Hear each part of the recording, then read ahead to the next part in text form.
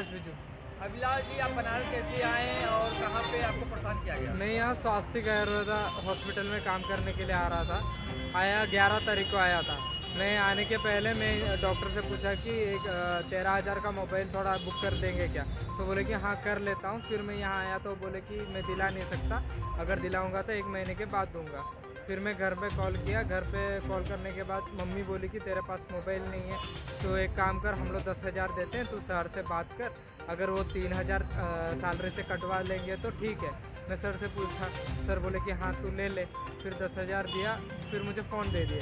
फिर फ़ोन देने के बाद उसी रात से फिर रात को मुझे बंद करना स्टार्ट कर दिए। रूम में बंद कर देते थे, कॉम्पाउंड के हॉस्पिटल कॉम्पाउंड के बाहर नहीं छोड़ रहे थे। फिर ऐसे हुआ तो मुझे भी लगा कि मैं कुछ गलत नहीं किया हूँ, फिर भी मुझे डर लग गया क्योंकि मुझे यहाँ कोई रिलेशन वैसे कुछ नहीं है, किसी को पता भी नहीं है ये जगह। तो मैं अगले दिन भाग गया तो ये मुझे पकड़ लिए एक रूम के अंदर। मैं जिस रूम में सोया था उसमें लेके गए। फिर 4 घंटा मुझे मारे। फिर क्या हुआ? 4 घंटा मारे। फिर उस दिन 2 ट्रीटमेंट आया। मुझे बोले कि तू दर्द हो रहा है, कुछ भी हो रहा है, तू काम कर। फिर मैं काम किया। फिर वो मेरा मोबाइल उसी रात को ले लिए थे। फिर मेरे पापा सब इनको कॉल किए, मम्मी कॉल किए, तो बोले कि रात को खाली उसको और एक फ़ोन दे दो हमको बात करने के लिए। तो वो वैसे एक दिन दिए, मैं बात किया, मैं सो गया। फिर सुबह इनको और कहीं से कॉल आया, आयुर्वेद एसोसिएशन से कॉल आया। फिर कल मुझे फ़ोन नहीं दिया, कल फिर से मुझे बंद कर दिया था। फिर मैं सुबह बोला कि सर अगर मैं 9,700 आपको मोबाइल का पैसा दिया हूँ, अब मोबाइल दे दीजिए, नहीं तो पैसा दे दीजिए, नहीं तो मैं जा रहा हूँ। बोले तो बोले कि तू जा। डोर लॉक करके गेट लॉक कर दिए। मुझे उनका जूता उठा के मुझे मारे थे, कैमरा भी आप चेक कर सकते हैं, जूता उठा के मारे। फिर दीदी बोल रही थी, वो भी आ रही, हमारे थेरापिस्ट आ रही है बोली, तो उनको बोले कि तीसरे मंजिले में जाके बैग पैक करने के लिए बोली। उन्हें छोड़ दिए। फिर वो ऊपर बैग पैक करते टाइम ही मैडम उनका डोर लॉक कर दिया, नीचे ना आ सके। फिर मुझे बोले कि अभी मेरे दोस्त लोग आएंगे, तुझे मिर्ज़ापुर लेके जाएंगे, तेरा अंगूठा सब तोड़ेंगे, तू अभी काम नहीं कर पाएगा।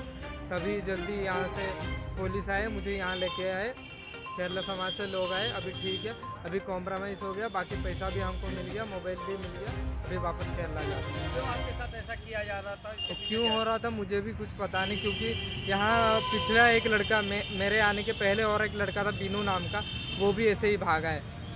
क्या है कुछ पता नहीं, उसका कोई कांटेक्ट वगैरह कुछ नहीं है मेरे को, मैं यहाँ आने के बाद ही जान रहा हूँ। मैं वैद्य प्रमोद जायसवाल, स्वास्तिक आयुर्वेदम पंचकर्म हॉस्पिटल का डायरेक्टर। एक आपके यहाँ काम करने वाला कर्मचारी अभिलाष ने आरोप लगाया है कि उसको जबरदस्ती बंद किया गया, क्या है मामला पूरा? सच्चाई तो ये है कि भाई मैं उसको केरल से बुलाकर नौकरी करने के लिए बुलाया था कि बंद करने के लिए बुलाया था पहली बार। और मैंने अभी आपको व्हाट्सएप भी दिखाया, उस व्यक्ति का मैंने 3 बार टिकट बनाया, 2 बार ट्रेन में नहीं चढ़ा, और पूरे टिकट का ही दाम 16-17 हज़ार रुपये हो गया। और आते समय उसने एक मोबाइल भी हमारे एड्रेस पे बुक कर दिया, 13,028 का मोबाइल हो गया। फर्स्ट डे ज्वाइनिंग के समय 30,000 रुपये इसको मैं दे चुका था, और 5 दिन बाद ये बैग लेके और मोबाइल लेकर भागने के फिराक में था। तो आम पब्लिक ने इसको पकड़ा, और जब मुझे फ़ोन किया गया तो मैं हॉस्पिटल पहुंचा। तो इससे मैंने पूछा कि तुम ये सब क्यों कर रहे हो, तो बोला कि हम यहाँ काम नहीं करेगा। तो मैंने कहा कि ठीक है, तुम मोबाइल वापस कर दो, और जो पैसा मेरा तुम पर खर्च हुआ है वो मुझे वापस करके तुम आराम से घर जाओ। तो उसके बाद इसने माफ़ी मांगी, बोला कि नहीं सर मैं काम करूँगा यहाँ पे। तो मुझे भी एक ट्रस्ट हुआ कि चलो भाई काम करेगा, धीमे धीमे इसका पैसा कट जाएगा। लेकिन जब ये 2 दिन काम करने के बाद ब्लैकमेल करना शुरू कर दिया कि मैं किसी भी पेशेंट का थेरेपी नहीं करूँगा जब तक मुझे मोबाइल नहीं देगा, या मुझे ये नहीं करेगा वो नहीं करेगा। तो मैंने कहा बेटा ऐसा है, हम मरीजों को मना कर देंगे, मैं मरीजों का पैसा वापस कर दूंगा, क्योंकि मुझे अपने रेपुटेशन का ख्याल है, मुझे अपने हॉस्पिटल रेपुटेशन का ख्याल है, लेकिन मैं तुम्हारी कोई भी ब्लैकमेलिंग में नहीं आऊँगा। तो फिर मैंने तुरंत सोनिया पुलिस चौकी को तरुण कश्यप जी को संज्ञान में लिया, और मैंने कहा कि भैया ऐसी ऐसी बात है, पूरा मैटर ये है। तो उस पूरे मैटर का सुलहनामा हुआ, और उनका मेरा जो पैसा निकल रहा था उन्होंने वापस किया। और एक लड़की सुनीता नाम की लड़की थी, उसकी चूँकि कल सैलरी पूरी हो गई थी, वो बहुत अच्छी लड़की थी, उसकी कोई गलती नहीं है, वो केवल एक केरल की रहने वाली की वजह से उस बच्चे का सपोर्ट कर रही थी। उसका मैंने सैलरी दिया और दोनों यहाँ से अपने घर चले गए।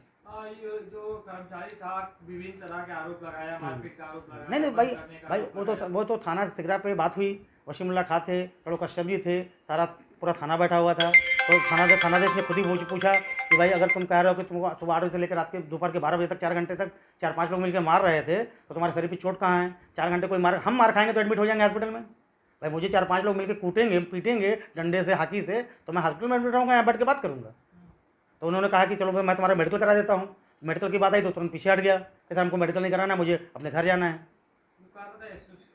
एसोसिएशन के तरफ से दबाव भी बनाया जा रहा था मिर्जापुर ले जाकर नहीं, हमारा एसोसिएशन थोड़ा है ये। तो केरल में एक जैसे MR का एसोसिएशन होता है, डॉक्टर का एसोसिएशन होता है, वकीलों का एसोसिएशन होता है, उस तरह से पंचकर्म थेरेपिस्ट का केरला में एसोसिएशन होता है।